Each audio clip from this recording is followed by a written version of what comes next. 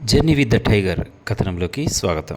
ఉత్తరాన్ని అలాగే చూస్తున్న భరత్కి ఎన్నో ఆలోచనలు తన మనసులో ఒక్కసారిగా గుమ్మిగూడాయి. అందులో ఒకటి, కమల్ తల్లి పిల్లలను కలపడానికి అటువైపుగా వెళ్ళాడు. ఒకవేళ అలాంటి ఉద్దేశమే ఉంటే తనను కూడా రమ్మని చెప్పాడు. నేను వెళ్ళకపోతే ఓడిపోయినట్టే అవుతుంది, ఉద్యోగంలోనే కాదు జీవితంలో కూడా. మొదటిసారి ఒక చాలా మంచి పని చేసే అవకాశం దొరికింది. ఎందుకంటే ఈ తల్లి పిల్లల గురించి ఎంతోమంది వేటగాళ్ళు, స్మగ్లర్లు అడవిలోకి వచ్చేశారు. వాళ్ళ బారి నుంచి ఆ పిల్లను కాపాడి ఆ తల్లికి చేరిస్తే అందులో ఉండే ఆనందమే వేరు కదూ అనుకుంటూ భరత్ ముందుకు వెళ్ళడానికి నిశ్చయించుకున్నాడు. సార్, ప్రమాదం అని తెలిసినా మీరు వెళ్తున్నారు, వద్దు అన్నాడు ఇంకో ఆఫీసర్.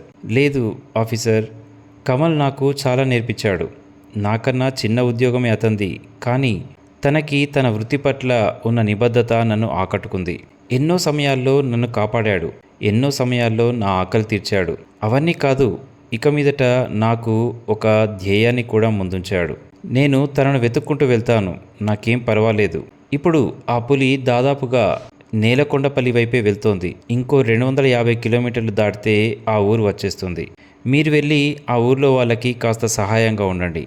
ఎవరైనా అనుమానితులుంటే కాస్త బంధించి ఉంచండి అంటూ అటువైపుగా బయలుదేరాడు భరత్.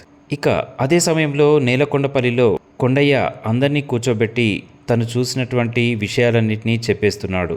బ్లాక్ ప్యాంథర్ గురించి చెప్తూ ఉంటే అందరూ ఏదో జానపద కథ చెప్తున్నట్టుగా అలాగే నోళ్ళు వెళ్ళబెట్టి వినసాగారు. ఎందుకంటే వాళ్ళ జీవితంలో ఎప్పుడూ పచ్చని చారలతో ఉన్నటువంటి పులిని చూశారు, కానీ ఇలా నీలిరంగు చారలతో ఉన్నటువంటి ఓ పులిని చూడలేదు. అందులోనూ తన పిల్లని వెతుకుతూ ఒక తల్లి ఎన్నో వేల కిలోమీటర్ల దూరం నుంచి ఇటువైపుగా రావడం వాళ్లకు ఆశ్చర్యాన్ని, ఆనందాన్ని కలిగించింది. అయితే దాని కసి, కోపం చెప్పేసరికి అందరి గుండెలు దడదడలాడాయి. నేను చెప్పేంత వరకు ఎవరూ అడవిలోకి వెళ్ళకండి అంటూ కొండయ్య అన్నాడు. ఇంతలో టామీ ఒక్కసారిగా వాగు వైపు పరిగెత్తింది. దాన్ని అనుసరిస్తూ వెళ్తే వాగును దాటి అడవిలో దేన్నో చూస్తూ గట్టిగా అరుస్తోంది టామీ. కొండయ్యకు ఏదో అనిపించింది మనసులో. వెంటనే పడవలోకి ఎక్కాడు. కొండయ్యతో పాటే టామీని అనుసరిస్తూ వరుణ్ మరియు కావ్యలు కూడా పడవలోకి ఎక్కేశారు. పడవలోంచి దిగగానే టామీ ఒక్కసారిగా అడవిలోకి పరిగెత్తింది. అది ఎటు వెళ్ళిందో తెలుసుకోవడానికి వాళ్ళకు చాలా సమయం పట్టింది. ఎందుకంటే అడవిలోకి వెళ్ళగానే దాని గొంతు ఆగిపోయింది.